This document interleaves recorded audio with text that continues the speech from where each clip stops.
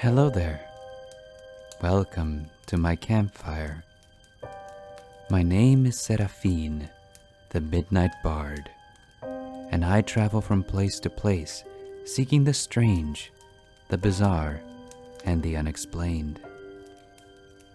When last we met, we discussed the story of Smith Baker, a hitman who accepted a job with an unusual caveat. Do not kill your next target. In abstaining from dark deeds, Smith might have started down a far nobler path, but actions have consequences, I'm afraid, righteous though they may be. Stay a while and join me for part 2 of I'm a hitman, but I'm not allowed to kill my next target. My next client was typical. Ed Smithers, 45, looking to off his wife Allison so he could run away with his mistress, aptly named Bunny. This was an easy one. Too easy, really.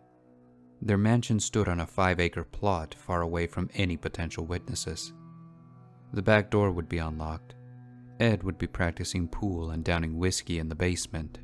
Allison would be getting ready for bed upstairs. I slid the door open. The house was dark and quiet. I took off my shoes, tiptoed across the marble floor and up the stairs. The rush of the water came from the bathroom. She was in the shower. So I hid behind the master bedroom door and waited. What? You thought I'd kill her in the shower? Please. I'm a hitman, not a barbarian. Let her get dressed first. Then we can get to work.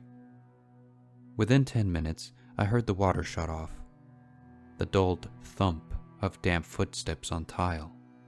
The click of the doorknob turning. And then she walked out into the bedroom. I just stood there, watching her through the crack in the door for several minutes. She sat on the bed in her pajamas, running a towel through her damp hair. She doesn't even know. The words rung out in my head, unbidden.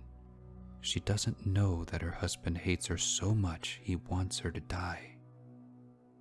My hands were sweaty. The knife began to slip.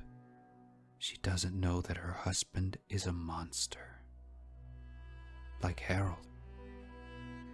I stepped out from behind the door. Allison dropped the towel, eyes widened, and began to scream. Allison. Just like Nancy. Just like Mom. I clamped my hand over her mouth. Listen to me very carefully, I growled.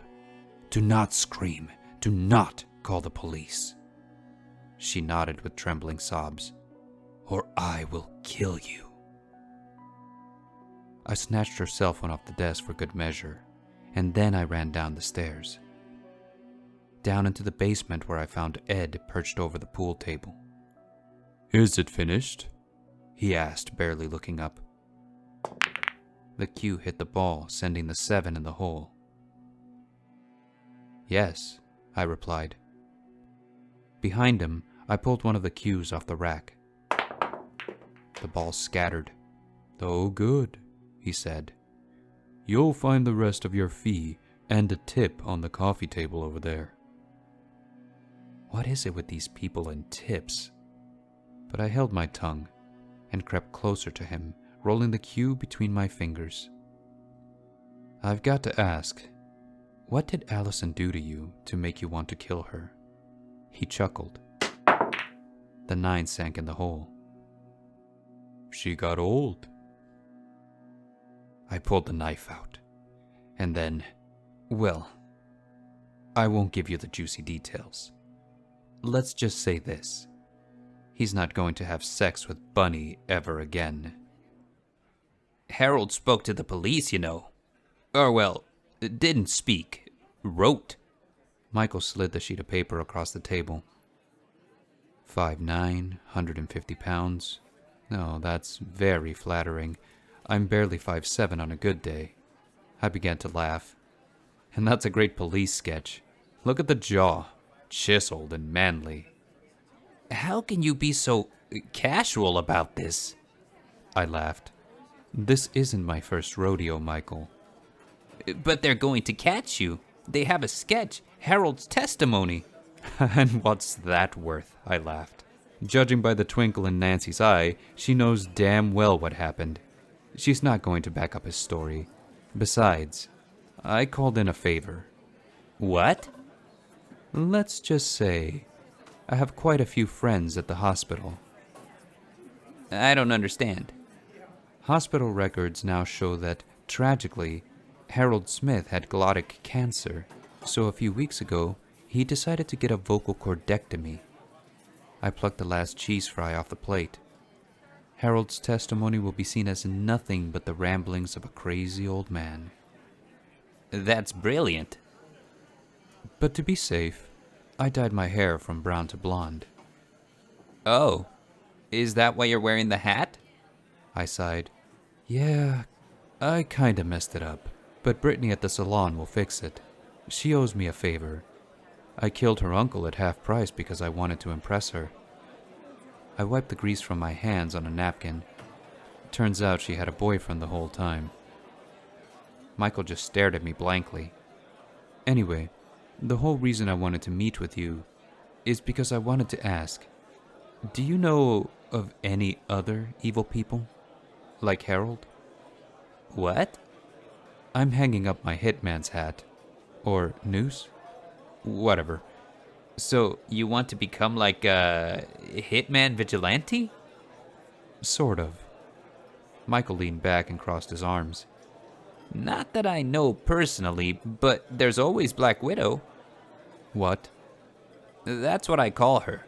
You probably know her as Femme Fatale. That's what the media calls her. She's the one that killed that rich couple in 10. Or, well, I guess she didn't kill them. She tied them up alive and their golden retrievers. He trailed off. Several other deaths were linked to her over the years. One recent, but they never caught her. Wait, how do they know it's a woman? Long brown hairs were found at the crime scene, and they calculated her stature to be pretty short, I believe. I suppose I'll give it a try, I said with a slurp of Coke. It's not like I have anything better to do. After pouring hours into researching Black Widow, I pinpointed a possible location. There was an abandoned house at the end of April Lane. The police had found one of the murder weapons there a few years ago. She was long since gone, but maybe I'd find some clues inside. I stepped over the dilapidated fencing. The house was pocked with patches of rot, and the whole thing leaned askew as if it would fall any second. The windows were all shattered, and so I had no problem getting in. Unfortunately, it appeared to be completely empty. I walked up the stairs anyway, my flashlight catching clouds of dust swirling in the light. I walked from bedroom to bedroom, praying the creaking floorboards wouldn't snap under my weight. But when I entered the final bedroom, my heart soared. There was an old board nailed to the wall. Scraps of notes and photographs covered it. Why didn't the police take this in as evidence, I thought. But then I realized the film of dust on the board was far thinner than the rest of the house. It was new. And one photograph was pinned in the center. A man with brown hair wearing a black hoodie walking down Main Street. No. My heart began to pound. It was me.